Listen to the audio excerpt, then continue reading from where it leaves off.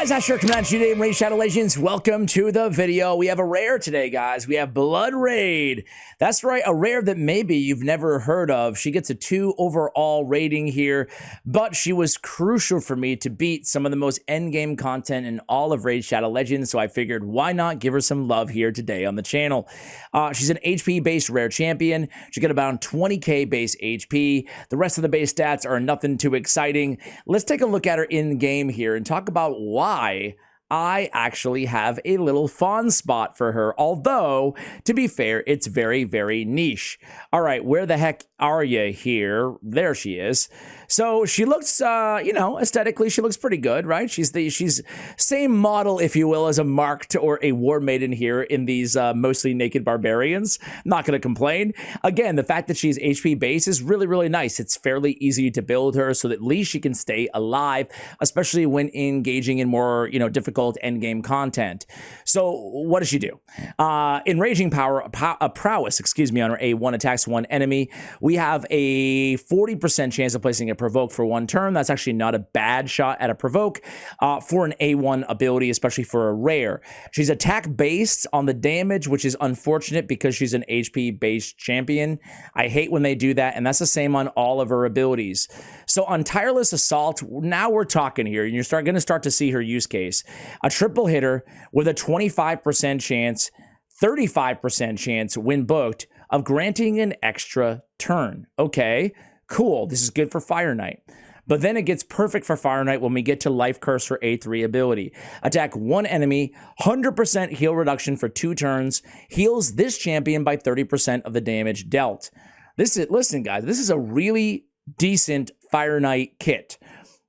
Mainly for progression Fireknight, or for restrictive content. In my case, it was for restrictive content. There is a Fireknight boss on this, not Doom Tower, Cursed City cycle that, let me tell you, super difficult. Super difficult. I actually think personally 3 of the most difficult Cursed City floors that I've seen so far. I call them floors. Old habits die hard here, but whatever areas on the map on Cursed City. 3 of the most challenging that I've seen so far on Cursed City, Hard and Soul Cross. Before we get to that, though, let's go ahead and take a look at her. Frankly, it was so hard that I don't know if I'm going to be able to beat it again. You know, like it might take me a few hours like it did initially, right? Either way, I'll show you the team that I ended up using and we'll give it a shot, right? So here she is. I have her in Relentless. Now, she already does have an extra turn mechanic on the A2, obviously, but why not have it on every ability? So we do have Relentless, especially for Fireknight. Now, I don't have her, unfortunately, awakened. If I did, I'd absolutely go with Phantom Touch. Maybe even scale that attack up a little bit more, but primarily for the extra hit on this Fireknight. Again, she's going to be a good Fireknight champion. She'll be a... You know, it's hard to say where else we'd be using her other than Fireknight, to be fair. But hey, as I've said many times about this channel before, we're here to, you know, judge and put a guide out on every champion. Judge sounds so pretentious. Do a guide on every champion, right? And she's one of them.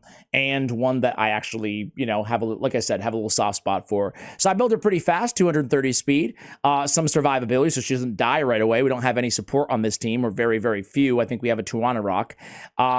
And then, you know, some crit rate, crit damage, some accuracy. I have 244 accuracy on her right now. Golly, I can't believe I was landing my debuffs with that much accuracy. I definitely want more because here's the thing. She is crucial in a big way to this team. I couldn't beat it without her. I have to build other champions, you know, other than her. But she is crucial for 2 reasons. Getting those extra turns with a triple hitter on that A2 is the only way I could get this Fireknight shield down. And obviously this applies to every Fireknight, you know, normal difficulty as well, not just Cursed City. But I needed her to land the decrease, their heal the reduction on the A3. So I'm surprised I didn't get any resist at 244 accuracy. That's pretty bonkers. Let's go with, I hate to slow her down a lot too. I want everything. You know how it is, guys. Let's go speed, top priority, and see if there's anything. Now, I can't. all four of these champions are too essential in other areas of the game. Tuwanarok in Hydra, Valkyrie in Fireknight, Archer Queen obviously in Hydra, Armand's in the arena. I have to go all the way to Jetney the Giant before I'm actually able to get an accessory that I'm able to swap out for this champion. But now I feel a lot better with 354 accuracy. I did go ahead and put probably crit damage on the amulet. I did. And then survivability everywhere else. I didn't glyph everything out, but she does have like fairly good gear for a rare, certainly. Speed on the boots, HP percentage on the chest, and crit rate with some more HP on the gauntlets. Remember, her HP does scale pretty well as an HP-based champion. We have her booked out, obviously. We don't have her awakened, as I mentioned. I don't even have masteries on her, okay? Frankly, I don't think you really need masteries on Bloodbraid. You know, if you want to farm your masteries, go for it. I wouldn't spend the gems, and usually I'm a dirty spend the gemmer, especially when I'm pumping out a video every other day or so here on the channel. However, and look at these gradings, man. Come on, dude. Fireknight, you couldn't have tossed her a 4. She does have a single hitter on her A1. Her multipliers are a 4.2 on the A1, and a 2.3 on the triple hitter on the A2, a 6.8, a big hit on the A3. Just keep in mind, her base attack is so low that the damage is unfortunately pretty negligible. 4 masteries, if you were going to do them, I think this is just fine. Come down, pick up Master Hexer. Most importantly, I would say the most important mastery for Bloodbraid is going to be Master Hexer. Of course, you can come down the left-hand side, pick up War Master. Someone was saying here on the channel, they're like, in my phone, there's just a bunch of screenshots of you standing in front of Masteries. So I'm like, oh, that's weird. Whatever. Anyway. Anyway, here we go, guys. Let's go into, well, I showed you, don't need masteries. You do need to, I think you do need to skill her up though, you know, so in order to get full use case, I like bringing it down to, I think it's essential to bring the A2 and the A3 down to a 3-turn cooldown. So guys, let's go ahead and stop talking about her and let's show off the area that I actually used her in. Again, I will repeat for the last time that you can use this in any Fireknight situation. You could use her as kind of a, I don't know, a little bit of a damage dealer who's kind of tanky in Faction Wars as well. That's about it, unfortunately. So these are the 3 floors that I was speaking about here, guys. This is the Fireknight, which we'll face in just a moment here. This floor I can't beat for the life of me.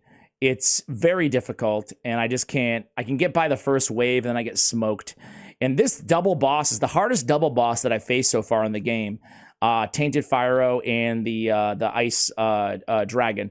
Either way, though, let's stick with the subject at hand here. Right now, I was like 25. Okay. No, I guess I was not 25, but right now I'm ranked 20 in the world in terms of the fastest teams to clear this dungeon. And, you know, I saw a few Bloodbraids being used here. It was actually somebody using her higher than me here, I believe, that gave me the idea to max out this champion. Where the heck is... Oh, maybe I lied. Maybe it's not higher than me. But you're seeing some Sentinel uses. We already have a guide out on Sentinel. I tried Steel Skull. I don't have the mythical. I guess I'm the highest Bloodbraid. Yay me. But I did see a couple other teams use her, so I'm not seeing it anymore. But hey, she's pretty dang good for this particular area for Fireknight. So let's go ahead and get into it here. Again, not sure if we'll be successful. I'll kind of show you how it all worked and why she's so good, right?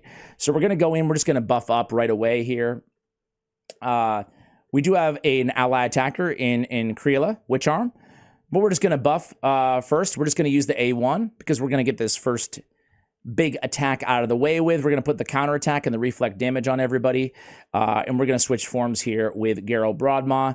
Geralt is good, but she's not essential at all for this dungeon. So don't be deterred too much by the mythical on the team because she only has a single target hitter. So, you know, we're hoping that she joins in enough attacks. She has a 25% chance of taking an extra turn and joining in on attacks, 20%, like she just did there, right? But it's far from a guarantee, so there is quite a bit of RNG in a run like this. Anyway, we come through the ally attack and we get this down. Now we can triple hit her. Hopefully we get the extra turn, and we don't. But we get the shield down, and we get it down with a lot of time still to do some damage here. And enough time, hopefully, to where we can go in and get that heal reduction. If she doesn't get the heal reduction every single time, we're screwed. We're screwed. All right, here we go. Get that in there. There we go. Boom, heal reduction. And this is how we kill this Fireknight. Now, it might seem, it kind of strikes me here now that we're doing it, right? That, gosh, like this seems pretty easy, Ash. Like, why is this so difficult? Well, think about it without her. Not just the triple hit, but the heal reduction. I needed both of those, and she brought both to the table. So she is, in a way, I guess, other than Angar, who has the reflect and the counterattack, she's the most important champion on this. I mean, everybody's, well, who am I kidding, right? Everybody serves a role in this squad, but we're able to get back in here, get that shield down yet again. I'm not going to use my ally attack when the shield is down, even with the extra turns. No way. That's too valuable not to use it when the shield is up, right? So he comes in here. Now we have to, only one turn of heal reduction left. We have to go in here, get this shield down, and have her be able to use her A3 ability and land it on the Fireknight, right? So there's a lot at stake here, right? And this is why it becomes challenging. Before I had her on the squad, it's like, what the heck am I going to do? Now, had I used, guys, had I went in and used that ally attack, I would have been totally screwed. I am totally screwed. He gets the big heal off, right? All right, so we're going all over again. This time we'll be successful because he did get the heal off, which is unfortunate because we don't have a lot of healing on my team. We only have the continuous heal, really, of Tuanarok. So we're in this situation where we have to land that heal reduction before we don't have the opportunity, or I should say the luxury, I should say, to let the Fireknight attack us a few extra times because we'll be dead. You know, we'll be dead. It's a race here. It's a race. So this is an unfortunate situation. We didn't get it in time.